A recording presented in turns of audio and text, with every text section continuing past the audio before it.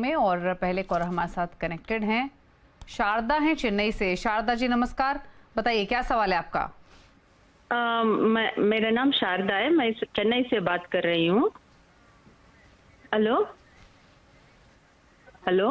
Okay, बताइए क्या question है आपका? नोवाकोविस्टा में मैंने 50 शेयर लिया था 543 में। अभी मेरा लॉस चल रहा है, मैं उसे रखूं क्या? नहीं। 438 की बाइंग है, 80-83 रुपए का नुकसान हो रहा है इनको और नोवाकोविस्टास इनके पास है 50 स्टॉक्स। क्या करें सर्वेंद्र इस पोजीशन में? ये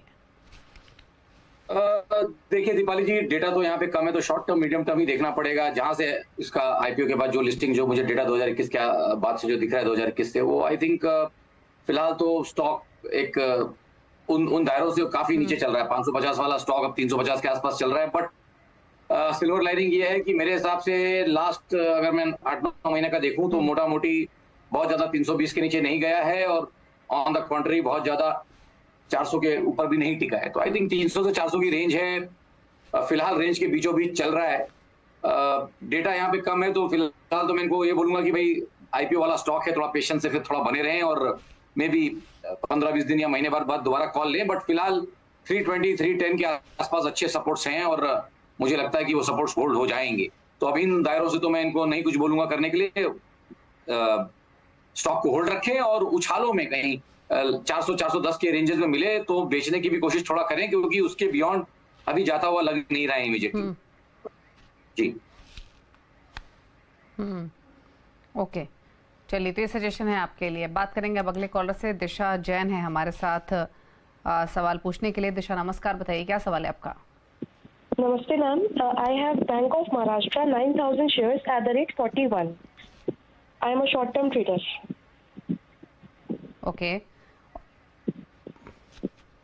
ओके, आप शॉर्ट टर्म ट्रेडर हैं और आपके पास है 41 की बाइंग, 6 रुपए का फायदा हो रहा है। तो क्लियरली अगर शॉर्ट टर्म व्यू है तो क्या करें सर्वेंद्र ये बैंक ऑफ महाराष्ट्र में? देखिए, शॉर्ट टर्म वाले ट्रेडर हैं तो प्रॉफिट में है। पहला काम तो ये रहेगा कि भाई इमीडिएटली कॉस्ट या उससे थोड़ा ऊपर इनका कहीं स्टॉप लॉस आ जाए। और फिलहाल ये इस स्टॉक ने बैंक निफ्टी को आउट परफॉर्म किया है, जहां बैंक निफ्टी पॉसिबली उतना नहीं चल पाया और 44,000-45,000 की रेंज में फंसा हुआ है लास्ट 1-1.5 महीने में, वहां ये स्टॉक तकरीबन 35-37 वाला आपको ऑलमोस्ट 50 तक गया है। तो एक बढ़िया यहाँ पे ऑलमोस्ट एक 12-15% का काइंड ऑफ यहाँ पे रिटर्न ऑलरेडी ये दे के आया है पीछे से। तो मेरा थॉट तो यही रहेगा कि भाई कॉस्ट पे तो डेफिनेटली स्टॉप लॉस रखें और थोड़ा मुनाफा बांधना चाहें तो मेरे हिसाब से 44-40 पे एक स्टॉप लॉस रख लें तो थोड़ा मुनाफा भी रहेगा। ट्रेड को एक हफ्ता और दे दें, क्योंकि बाजार ने जब मोमेंटम पकड़ा और बैंक निफ्टी ने भी आज अगर एक रिवर्सल मारा है तो इसको एक हफ्ता और दे दें, क्योंकि प्योरली इनका शॉर्ट टर्म ट्रेड है। एक हफ्ते से ज्यादा खड़े नहीं रहे, जब तक खड़े रहते हैं तो 40-40 का स्टॉप लॉस लगाएं और 50-51 की रेंज में मुनाफा भी थोड़ा बांधने की कोशिश करें, अच्छा पैसा इनका बन जाएगा। ओके, चलिए, तो ये सजेशन रहा आपके लिए बैंक ऑफ महाराष्ट्र पर। बात करते हैं हरीश शर्मा से, मुंबई से हमारे साथ कनेक्टेड हैं। हरीश नमस्कार, बताइए क्या सवाल है आपका? हेलो सर, मेरे पास वेदांता के 265 शेयर है, 236। हरीश बताइए क्या सवाल है आपका? मेरे पास वेदांता के 265 शेयर हैं, 236.80 के भाव में, तो बेचना सही है कि होल्ड करना? आपका वैसे होराइजन क्या था इसमें? इन्वेस्टमेंट थी, ट्रेडिंग थी, क्या व्यू था? मेरा ट्रेडिंग था लॉन्ग टर्म के लिए।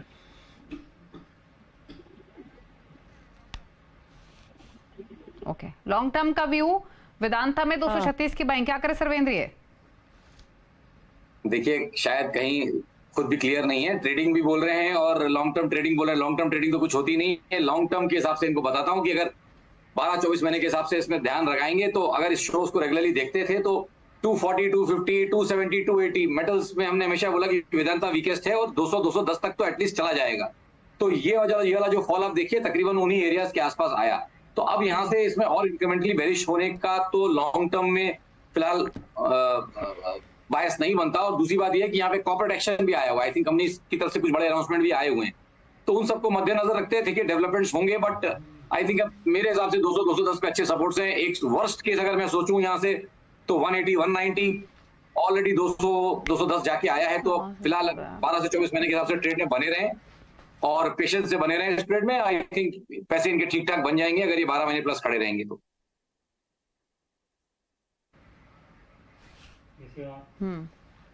ठीक है, अमित से बात करते हैं, भटिंडा से हमारे साथ कनेक्टेड हैं। अमित नमस्कार, बताइए क्या सवाल है। मेरा GEPIL में मैंने 24 शेयर ले रखे हैं, तो क्या अभी मुझे होल्ड करना चाहिए या फिर निकाल देना चाहिए?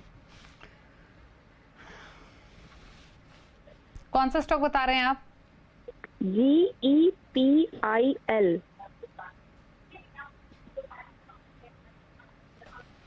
GEPIL? हाँ जी। एक सेकंड में चेक कर लेती हूँ। क्या है आपकी बाइंग, क्या है इसमें? जी पावर की आप बात कर रहे हैं, जी पावर इंडिया लिमिटेड। ये आपका भाव खरीदारी का प्राइस क्या है आपका इसमें? 1 मिनट।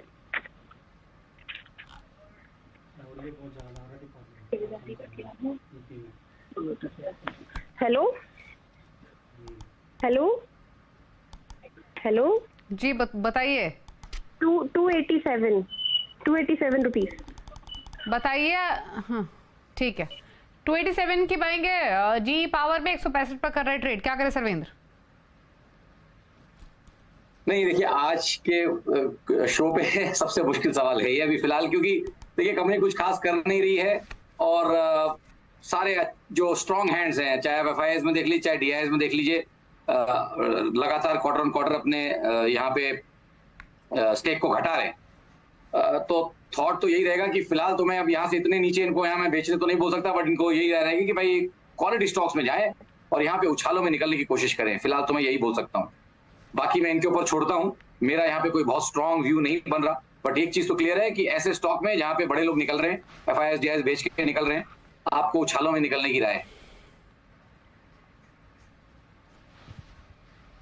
ओके, उछाल पर निकलने की सलाह है आपके लिए। बात करते हैं अब प्रीतम से। प्रीतम हमारे साथ कनेक्टेड है गाजियाबाद से। प्रीतम नमस्कार, बताइए क्या सवाल है आपका? मैम मेरे पास PVR INOX है 1790 पे। बताइए क्या सवाल है प्रीतम आपका? मैम तो 6 महीने में इसकी क्या हो सकता है, मेरा भाव आएगा नहीं आएगा? 1790 बताइए सर्वेन। 1790 की पाएंगे PVR में, 1687 पर बंद हुआ है, क्या करें? देखिए मेरा जो यहाँ चिंता का कारण है स्टॉक में वो यही है कि डिसाइसिवली 1800-1900 के ऊपर कभी बंद नहीं कर पाया। एक बार 2100-2200 गया था, बट उसको आप एक फ्लूक मान लीजिए। तो लास्ट 2-2.5-3 सालों में अगर आप देखेंगे तो बहुत ज्यादा 1800-1900 के बाहर नहीं जा पाया है और 2000-2100 पे तो दम तोड़ ही देता है। एक डबल टॉप जैसा सिनेरियो ऑलरेडी 2200 के एरियाज में बना हुआ है। तो यहाँ पे भी मेरी राय यही रहेगी कि फिलहाल 6 महीने का इन्होंने व्यू दिया, तो मीडियम टर्म में भी अभी फिलहाल अपने लंबे अवधि के दायरों के ऊपर है। तो आई थिंक 1600 के नीचे कहीं स्टॉप लॉस लगा के अगर ये खड़े रहना चाहें तो खड़े रहें।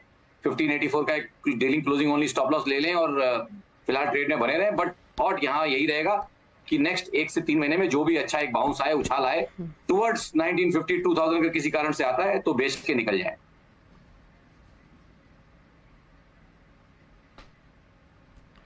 ऋषि हैं अगले कॉलर दिल्ली से। ऋषि नमस्कार, बताइए सवाल।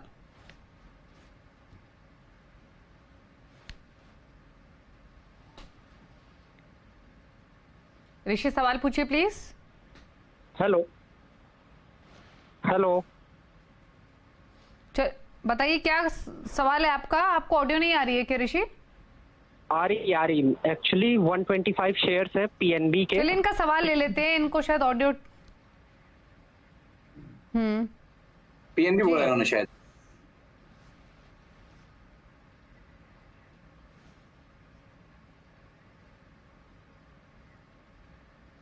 $125 शेयर्स PNB के किस प्राइस पर है ऋषि? प्लीज जल्दी बताइए अपना क्वेश्चन। 69 मैम, 69। और ये आपकी इन्वेस्टमेंट है या ट्रेडिंग? इन्वेस्टमेंट अभी मैंने नई जॉब शुरू की है तो अभी शुरू ही किया मैम इन्वेस्टमेंट। क्या सजेशन PNB 69 की बाएंगे, इन्वेस्टमेंट है? नहीं, पहली बात तो नई जॉब करके इन्होंने इन्वेस्टमेंट शुरू किए हैं तो इनको मुबारकबाद उसके लिए, और अच्छा काम शुरू किया है और शेयर भी अच्छा है। इंडिया का PSU नेम में बड़ा और अच्छा बैंक है। तो आई थिंक अब शुरुआत की है तो बने रहे इसमें। यहाँ पे मैं इनको डिस्करेज नहीं करना चाहूंगा कि भाई बेचें या शॉर्ट टर्म में मीडियम टर्म में कोई कॉल लें। I think long term picture बढ़िया है। स्टॉक ने ऑलरेडी वैसे एक रनअप किया 20-30 रुपए से, ऑलरेडी एक 70 रुपए का एक रनअप अच्छा चल चुका है। मे भी थोड़ा डाइजेस्ट करेगा, थोड़ा टाइम लगाएगा, बट अगर रेगुलरली पैसा डाल रहे हैं तो एससिप करते रहें धीमे धीमे। और अगर PSU बैंकिंग स्पेस उन्होंने पकड़ी है तो बाकी नाम भी हैं, बड़े नामों में धीमे धीमे SIP करते रहे और एक अच्छा काम चालू किया है तो उसको चालू रखिए और ट्रेड में बने रहें। ओके, बात करते हैं अब कुणाल से। कच्छ से हमारे साथ कनेक्टेड हैं। कुणाल नमस्कार, बताइए क्या सवाल है? नमस्कार। मेरा सवाल ये है, मैंने आरती ड्रग्स के 600 रुपये के प्राइस पे 300 स्टॉक लिए हुए हैं, तो मैं क्या करना चाहिए इसमें? बने रहना चाहिए कि निकल जाना चाहिए? 600 की बाइंग है, 519 पर कर रहा है ट्रेड। व्यू क्या है वैसे आपका, कितने समय रुक सकते हैं? 1 साल तक तो ऐसा कोई है नहीं, लेकिन इतने से ज्यादा फिर अदर स्टॉक्स में कि इसमें ही बने रहे 1 साल तक अभी भी।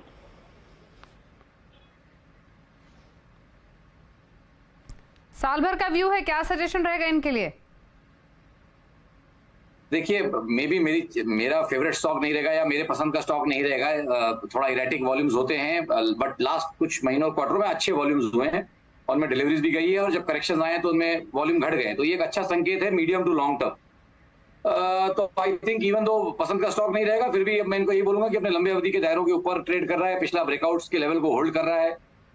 आई थिंक तो इनको कहीं ट्रेड में बने रहना चाहिए। और 474 का एक daily closing only stop loss है, ट्रेड में बने रहे मेरे हिसाब से, और 12 महीने प्लस का होराइजन रखें। तो अगर एक 40 रुपए का डाउनसाइड हम यहाँ देख रहे हैं किसी कारणवश, तो ऊपर में ऐसा लगता भी है कि 600-610 भी आएगा, तो 80 से 90 पॉइंट इनको ऊपर भी कमाने के लिए मिलेंगे नेक्स्ट 12-18 महीने में। तो आई थिंक ट्रेड में बने रहें और 484 का जैसे मैंने बोला 480 के नीचे एक स्टॉप लॉस रखें, 474 का एक स्टॉप लॉस बना के ट्रेड में बने रहें।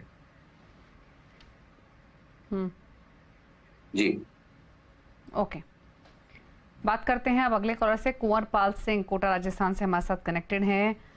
नमस्कार कुंवर जी, बताइए क्या सवाल है आपका? Good evening ma'am. मैम मेरा सवाल है ATG को लेके। ATG के मेरे पास 1600 शेयर हैं, 865 का अभी भी मैम एवरेज प्राइस निकल रहा है उसका। एक बार मैं एवरेजिंग भी कर चुका हूँ उस पर। अब 1 से 2 साल का व्यू जानना है मुझे मैम।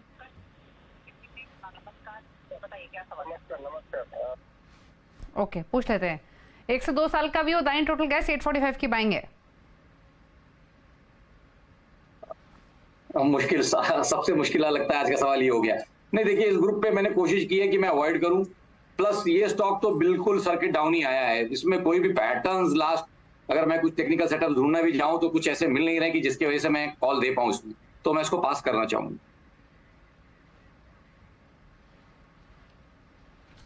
बात करते हैं अजय पाल सिंह, पंजाब से हमारे साथ कनेक्टेड हैं। अजय नमस्कार, बताइए क्या सवाल है? नमस्कार जी मैम, मेरे पास रिलायंस के शेयर हैं डी मर्जर के बाद 2567 प्राइसिंग पे 100 शेयर्स। मेरे को नेक्स्ट 6 मंथ के लिए इसका मतलब कहाँ पे स्टैंड करता होगा ये?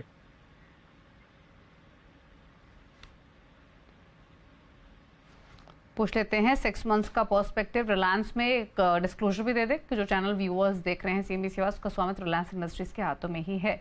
बताइए सर्वेंद्र, क्या सजेशन इनके लिए रिलायंस पर? देखिए, बड़ा अपने 6 महीने की जब इन्होंने व्यू लिया तो मैं 6 महीने की रेंज ही अगर देख लूं एकदम सिंपल अप्रोच लेके, तो 2000 से लेके 2600 तक के तकरीबन यहाँ पे दायरे रहे हैं। तो थॉट यही है कि आप रेंज के बीचों बीच चल रहे हैं, और बट स्टॉक अच्छा है। I think towards the upper end of the range कभी भी पुल बैक करेगा। बाजार फिलहाल मोमेंटम पकड़ा हुआ है, अच्छा चल रहा है। तो मेरे हिसाब से अगर इनके पास होराइजन है, दायरा है, टाइम है, तो बने रहे ट्रेड में। और ये मद्देनजर रख के चलें कि 2600 से 2000 की रेंज इनको ट्रेड करनी है, 6-9 महीने से चल रही है।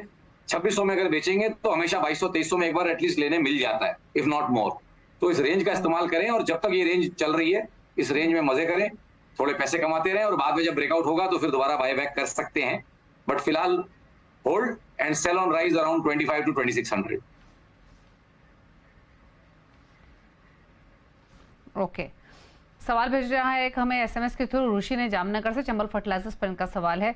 300 शेयर्स खरीदे हुए हैं और जो इनका खरीदारी का प्राइस है वो है 290 रुपए के आसपास का, फिलहाल 284 पर। 4-5 रुपए इनके खरीदारी के भाव से चंबल फर्टिलाइजर्स क्या करेंगे इस होल्डिंग में? देखिए, इनका प्राइस बुरा नहीं है, अच्छा है। मे बी टाइम मुझे नहीं मालूम कितने दिन से लेके खड़े हैं, लेकिन एक बढ़िया कंसोलिडेशन स्टॉक में चल रहा है और स्टॉक ने तकरीबन ट्रिपल बॉटम मारा हुआ है, तकरीबन 259, 260, 260 के आसपास एक स्ट्रॉन्ग बॉटमिंग आउट फॉर्मेशन है। बार बार वहां जाता है, बार बार वहां से बाइंग आती है, जो कि एक मीडियम टू लॉन्ग टर्म अच्छा संकेत है, क्योंकि ये मैं डेटा आपको पिछले 18 महीने का बता रहा हूँ। तो आई थिंक 18 महीने से एक बेस बनाने की कोशिश कर रहा है। जब तक वो बेस टूटता नहीं, विच मींस डिसाइसिवली 250 के नीचे जाता नहीं है, रुझान नेक्स्ट 12 से 18 महीने के लिए पॉजिटिव रहेगा। और मुझे लगता है कि बेस मिनिमम अगर बाउंस भी आ गया तो भी इसको तकरीबन आपको 360 से 370 के दायरे आपको छूता हुआ स्टॉक दिखेगा। तो आई थिंक ट्रेड में बने रहना चाहिए।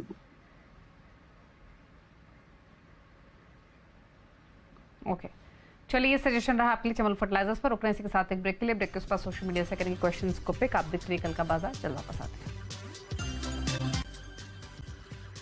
आप देख रहे हैं कल का बाजार, सोशल मीडिया से करते हैं क्वेश्चंस को पिक। ट्विटर से एक सवाल मिल रहा है सुशील गोयल का दिल्ली से, वर्लपूल पर